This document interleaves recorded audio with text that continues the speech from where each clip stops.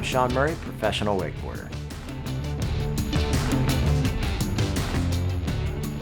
First time I ever got on water skis was when I was about like 8 years old. In Southern California, my dad got a boat for some reason and went down to my grandparents' house in San Diego, went out on the bay, and the boat came with skis. Man, I loved it. We only got to do it once in a while, and it wasn't until the Scurfer came out, first time I ever got on one, Lake Shasta, 1987. I was 11 years old, and it took me a few tries to get up, but once I did, I was like, this is a great feeling. Did that thought ever come to my head, this is gonna be my career? Not one time. So when I'm not on the water, I enjoy staying busy. Working out in my backyard with my friends, doing like the Ninja Warrior style workouts. It's been a lot of fun. And my kids come out there while we're working out and they join in. And that's what it's all about, just backyard fun. Jumping on the trampoline, swinging on the ropes. I like to play music.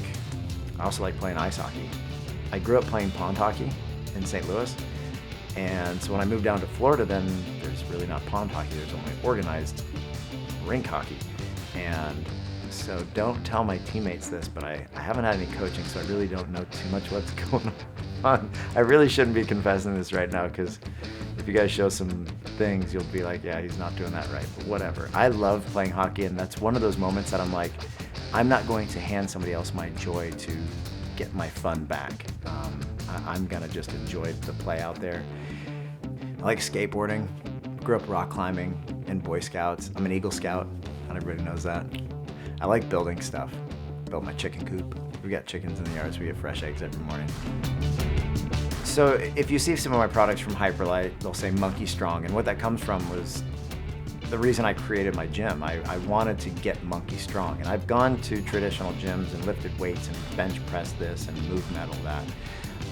But I wanted to get strong in a way that would allow me to move in life to feel light on my feet. When I see the monkeys at the zoo swinging around and just this rhythm, and they know their environment and they can move how they want, it's like, I want that. Now I understand I'm not gonna quite get to that, but if it's like, hey, ball stuck in the tree, all right, let me take a crack at getting that, or whatever it may be. I want to feel like I can move. I'm 42 years old. I feel strong, stronger than I was when I was younger, and it's because I've continued to just have fun staying fit. And it's not just on my gym. I do try to get out there 3 to 4 days a week, hanging out with some friends, but it's also jumping on the tramp and shooting some hoops and whatever it may be, playing ice hockey. I try to just stay active, keep it fun. The evolution of wakeboarding has been interesting, because when I first started, I didn't realize like, oh, I'm at the beginning or the birth of this sport. I just saw this new board and was like, hey, that looks fun. And I've just been able to see the thing since day one. And in fact, I saw, when I was in San Diego, my dad had just bought us a knee board. That day we'd go out into Carlsbad Lagoon and we see a guy going by standing up on one, and it had to be Tony Finn because of the time and the location, just riding one of the first Scurfers. And I say, Dad, I want that stand-up one. And he goes, mark my words, you'll never have one of those things. Which was really strange for my dad to say, because he was so like generous with my brothers and myself. Like he always wanted to give us whatever, we wanted to give a crack at. But he literally just bought the kneeboard that day. And I said that, and so it was kind of funny that it's not my job. But to see where it's come since that really narrow, thick board, giant fin, strap over your foot, to now these boards that are just super light. They're just made with so much technology between the bindings and the boards and the attachments and the ropes, and everything is so well thought out. So the technology has been huge since the beginning. But I think what I've really seen change, one of the biggest things, is the size of the wake. Like, the wakes have gotten massive. The amount of water that these boats are displacing is absolutely huge. The one thing that stayed consistent through the years is the stoke. Everybody's just looking for their moment. I don't care how expensive or how cheap your boat is. If you're on an old board, a new board, you're looking for your moment.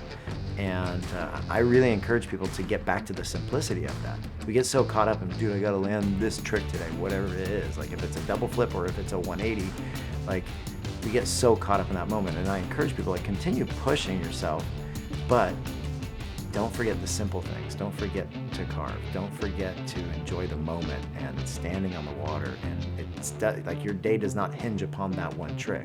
Sure, that's great, but don't hinge all of these good things upon that. What do I want to be remembered for? It's interesting. Because I never really considered myself, even as I was getting started or in the last 20 years, to be creating some kind of movement or anything. And I don't even know if I am, but I think the thing that people have seen in me is enjoying yourself on the water. So often we just try to check the boxes of this trick and that trick and impress this guy. But I've always tried to just bring myself and my fun to the water. And I think if that is something that people remember me for and they get to take that for themselves, that's great. Like, enjoy your time out there, and also for introducing other people into that fun. We call it pass the handle. And it's kind of this movement of, hey, somebody else allowed you to give it a shot, give somebody else that shot. Because you enjoy it, you know they're going to enjoy it. So pass the handle, and I think that is something that has been really cool. Zane and I started that a while back, and we've seen a lot of new people get introduced to the sport, which is great.